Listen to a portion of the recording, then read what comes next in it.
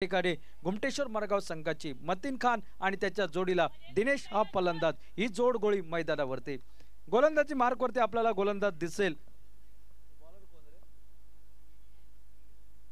उन्नी कृष्णन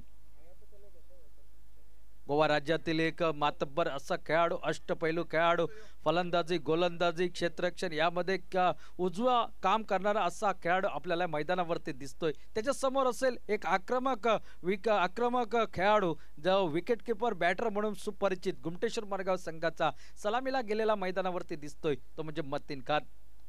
दुसऱ्या बाजूला दिनेश हा फलंदाज आपल्याला दिसतोय। 65 धावांचा पाठलाग करायचा आहे।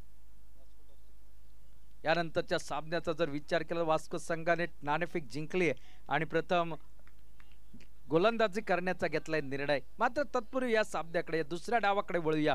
65 धावांचा पाठलाग करायचा आहे। पहिलं षटक उन्नी कृष्णन पहिला चेंडूवरती मोठा फटका फसतोय चेंडूच्या खाली क्षेत्ररक्षक आहे झेल टिपला जातोय। पहिले चेंडूवरती मतीन खान सारखा मोहरा इरेला पडतोय। बॅक टू द पॅव्हिलियन त्याला परतावं लागेल। गोल्डन डकचा शिकार बनतोय। या ठिकाणी मोठा हादरा घुमटेश्वर मरगाव संघाला या ठिकाणी बसतोय 65 धावांचा पाठलाग करताना।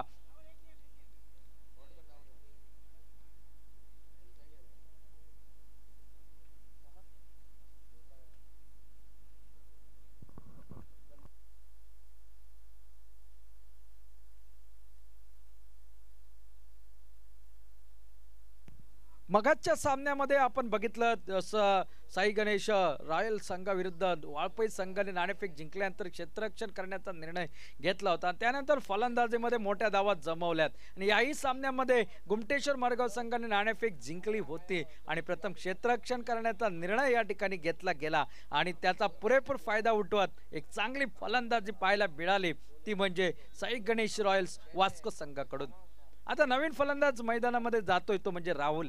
याला खेळावं लागेल आपल्या संघासाठी। मैदानावर धावा जमवाव्या लागतील। 65 धावांचा पाठलाग करायचा आहे। पहिल्या चेंडूवरती गडी बाद झालाय।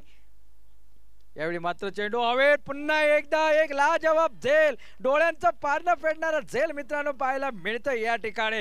निश्चितपणे टेनिस बॉल क्रिकेटमध्ये वारंवार म्हटलं जातं कॅचेस विन मॅचेस आणि या ठिकाणी आपल्याला पाहायला मिळतंय चेंडू थोडासा शॉर्टपिच पद्धतीचा पॉइंटच्या दिशेने खेळण्याचा प्रयत्न मात्र चेंडू हवेत आणि हवेमध्ये झेपावत एक चांगला झेल टिपला गेलाय आणि बॅक टू बॅक विकेट राहुललाही परतावं लागतंय। खातं खोलण्या अगोदर गोल्डन डकचा शिकार तोही होतोय या सामन्यात। 2 गडी बाद 0 अशी धावसंख्या धावफलकावरती आपल्याला पाहायला मिळते।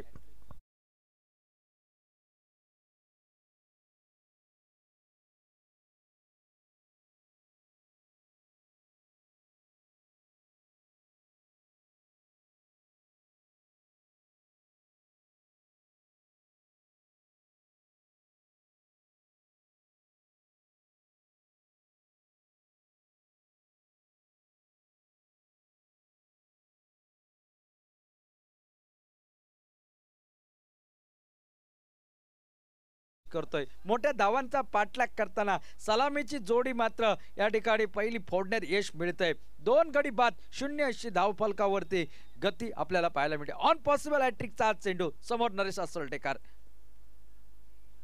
आल्या पटका मारायचा प्रयत्न दांडी गोल होते आणि या स्पर्धेतील पहिली हॅट्रिक नोंदवण्याचा बहुमान उन्नी कृष्णनच्या नावावरती पाहायला मिळतोय।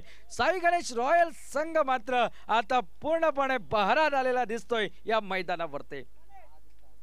नरेश असोल्डेकरही खातं खोलल्या अगोदर या सामन्याचा जर विचार केला तर पॉवर प्लेच्या या षटकामध्ये पहिल्या 3 चेंडूवरती 3 गडी बाद करण्याची किमया साधली जाते। स्पर्धेतील पहिली हॅट्रिक या ठिकाणी नोंदवण्याचा बहुमान या ठिकाणी मिळाला जातोय तो म्हणजे उन्नी कृष्ण याला। 0 धावा धावफलकावर 3 गडी बाद अशी दयनीय परिस्थिती घुमटेश्वर मरगाव संघाची 65 धावांचा पाठलाग करताना पाहायला मिळते। मैदानामध्ये नवीन फलंदाज जातोय तो देवराज। 3 गडी बाद झालेत पहिल्या 3 चेंडूवर त्याला थांबावं लागेल। मैदानावरती धावा जमवाव्या लागतील संघासाठी। काय घडणार या मैदानावर ही येणारी वेळ सांगेल। काय कोणता चमत्कार देवराज या ठिकाणी करेल आणि त्याला तशीच साथ देईल दिनेश, हे येणारी वेळ सांगेल. मात्र पहिल्या षटकामध्ये मात्र वर्चस्व पूर्णपणे दिसतंय ते गोलंदाज उन्नी कृष्णनचं.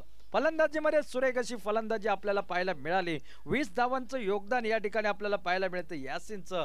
मागच्या सामन्यातही 22 धावा त्याने जमवल्या होत्या त्या झटपट, आणि याही सामन्यामध्ये त्या 20 धावांच्या जोरावरती एक मोठी धावसंख्या या ठिकाणी उभारली गेली आणि त्याचा पाठलाग करताना 3 गडी बाद 0 अशी थोडीशी दयनीय अवस्था आपल्याला पाहायला मिळते ती गोमटेश्वर मरगाव संघाची. सामन्याचा विचार केल्यास सामन्यामध्ये अजूनही परिस्थिती सुधारण्याची संधी असेल.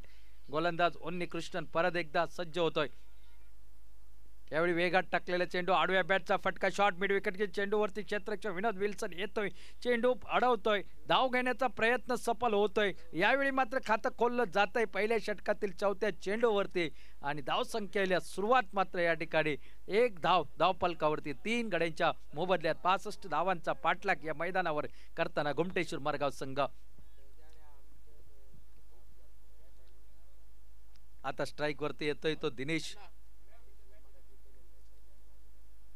यावेळी मात्र बॅटला लागतोय चेंडू, धाव घेण्याची शक्यता समाप्त होते.